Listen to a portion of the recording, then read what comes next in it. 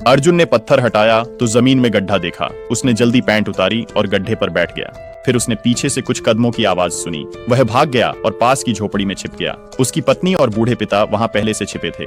जब अर्जुन ने बाहर झांका तो कुछ लोग हथियारों के साथ झोपड़ी की ओर बढ़ रहे थे।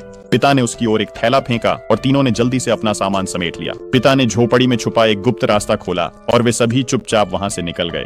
लेकिन मुसीबत अभी खत्म नहीं हुई थी। उन्हें बहुत चुप रहना था और ऊपर से अर्जुन की पत्नी बीमार थी। पिता ने तय किया कि वे अब और भाग नहीं सकते।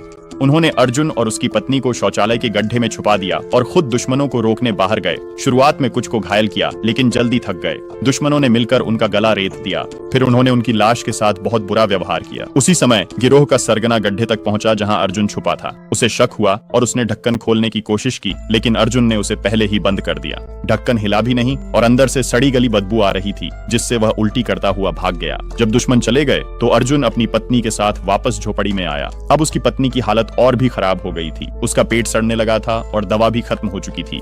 सिर्फ एक ही उम्मीद थी, वह एंटीबायोटिक जो सरगना ले गया था। अर्जुन के पास सिर्फ दो विकल्प थे, या तो वह अपनी पत्नी को दर्द से मुक्ति दिला दे या किसी तरह दवा वापस ले आए। उसने तकिए से उसका दम घोंटने की कोशिश की, लेकिन बीच में ही रुक गया। वह ऐसा नहीं कर सका। उसने झोपड़ी छुपाई और अकेले निकल पड़ा। ठंड में कांपते भूखे प्यासे वह चलता रहा। रास्ते में उसे एक बच्चा दिखा जिसके पीछे पीछे वह एक बूढ़े आदमी के घर पहुंच गया। वहां से उसने कपड़े और अन्य जरूरी सामान चुरा ली। अब वह गिरोह के छोड़े निशानों का पीछा करता रहा।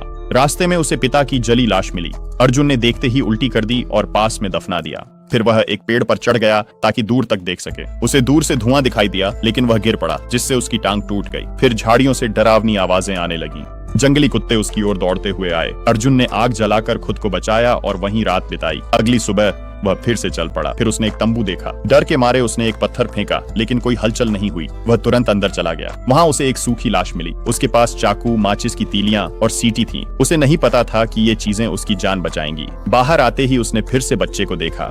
उसे देखते ही वह भाग गया। अर्जुन ने उसे नजरअंदाज किया और आगे बढ़ गया। उसे एक नदी के किनारे खून बहता हुआ मिला। वहां उसने एक महिला को देखा जो उस गिरोह में थी। अर्जुन उसका पीछा करते हुए गिरोह के ठिकाने तक पहुंच गया। अच्छी बात यह थी कि उस समय वहां केवल वही महिला थी। अर्जुन चुपचाप अंदर घुस गया। फिर उसने अपना पुराना बैग देखा, लेकिन वह खाली था। तभी वह महिला आ गई। दोनों के बीच जबरदस्त लड़ाई हुई। अर्जुन ने उसके सिर पर पत्थर मारा और उसे तुरंत मार डाला। अब वह ट्रक के पास गया और दवा ढूंढने लगा, लेकिन तभी गिरोह के बाकी लोग लौट आए। अर्जुन ने जल्दी से लाश को छुपाया और खुद ट्रक के पीछे एक पेड़ के पीछे छुप गया। उसी समय उसने देखा कि वही बच्चा अब उनके कब्जे में है। नेता ने एक घायल आदमी को एंटीबायोटिक दी।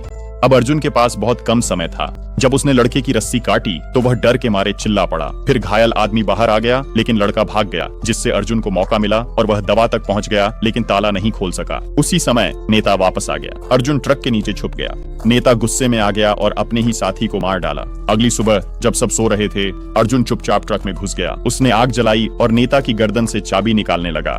काफी कोशिशों के बाद ताला खुल गया और दवा मिल गई, लेकिन बाहर निकलते समय उसका हाथ अलार्म से टकरा गया, जिससे वह पकड़ा गया। वे उसे बांधकर मारने की तैयारी कर रहे थे, लेकिन तभी अर्जुन ने जोर से सीटी बजाई। जंगल के सारे जंगली कुत्ते वहां पहुंच गए।